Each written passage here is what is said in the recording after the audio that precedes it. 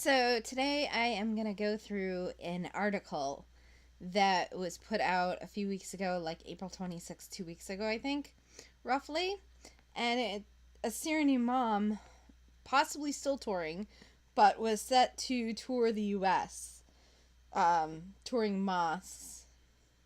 And he's a hate preacher. Don't forget to like, share, comment, and subscribe. All right, let's get into this article. And so the title here, Syrian imam who endorsed Palestinian suicide bombings tours U.S. mosque. And like I said, April 26th it was from.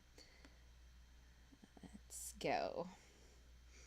A Syrian imam who endorsed Palestinian suicide bombings and was banned from Denmark last year as a hate preacher is now, or possibly finished, but was visiting several mosques in the eastern United States.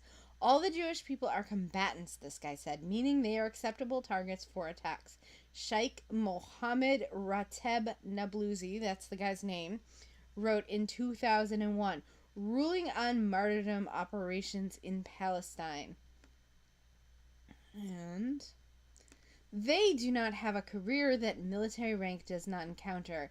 Doctor, pilot, engineer, for example, is a tank commander.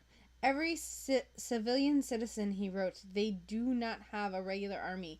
They have a reserve army and all people can fight. So this is essentially an entirely aggressive entity from A to Z. This is a Sharia ruling. Now, FYI, there's a lot of countries that have a draft. Israel is one of them. So, if you didn't already know this, Israel has a draft that, like, when you're like 18 or when you finish high school, you go and do 2 years in the IDF. And this is men and women. The only people who get out of it are some of the guys who study Torah get out of it. That's been a big hubbub that people want to change, and, you know, they say it's not fair, and it's a lot of back and forth. I don't think it got changed. I think it's just been, I could be wrong. It could have gotten changed, like, because I haven't been following this very closely. It used to be something that was covered in a Jewish online community that I used to be a part of. If any of my subscribers are Jewish, you might remember from Satire Heshi Fried. He used to cover this stuff on his YouTube channel. So, yeah. And, or maybe he didn't cover it. Maybe a lot of people talked about it in the comments. But when I used to follow his channel, his blog, and his YouTube channel, that was one of the really big things. Alright, so the guy deleted the fatwa from his Arabic website in 2014 after the Investigative Project on Terrorism, aka IPT apparently, excuse me, first wrote about it. They wrote about his first visit to the U.S. on behalf of Syrian American Council and Sham Relief. Now, this Syrian American Council is that anyway, Nablusi has endorsed the death penalty for homosexuals. Do you hear that, left? Oh, left! The left who really loves homosexuality and Muslims. Do you hear that? Do you hear that? He endorsed the death penalty for them.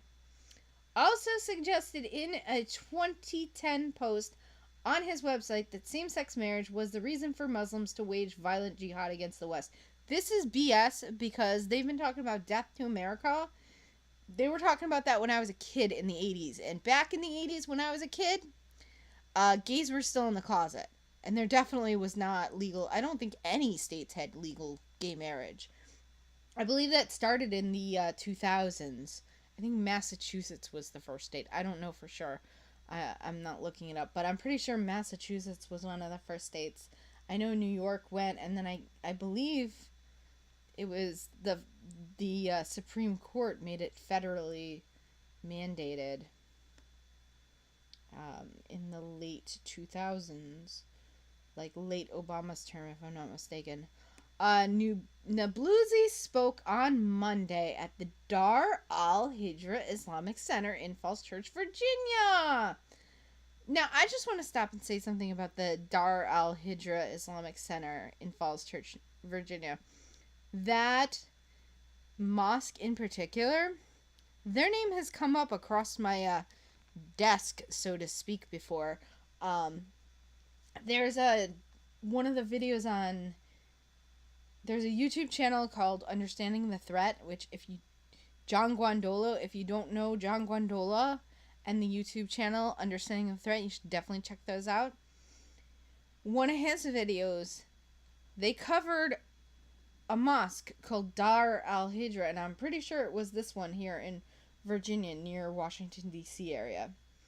So there was some sort of meeting that also went on there that was brought up on that YouTube channel. You should definitely check out that YouTube channel. A lot of really, really great information on his YouTube channel.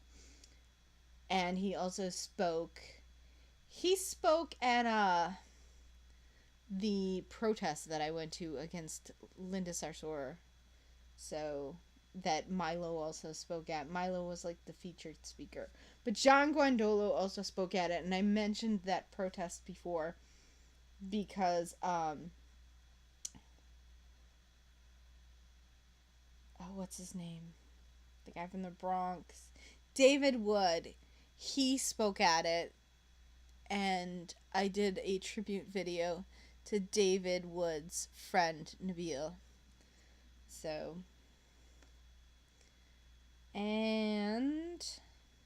he has some charity called Mercy Without Limits, and you'd think, it sounds like it'd be a Catholic thing.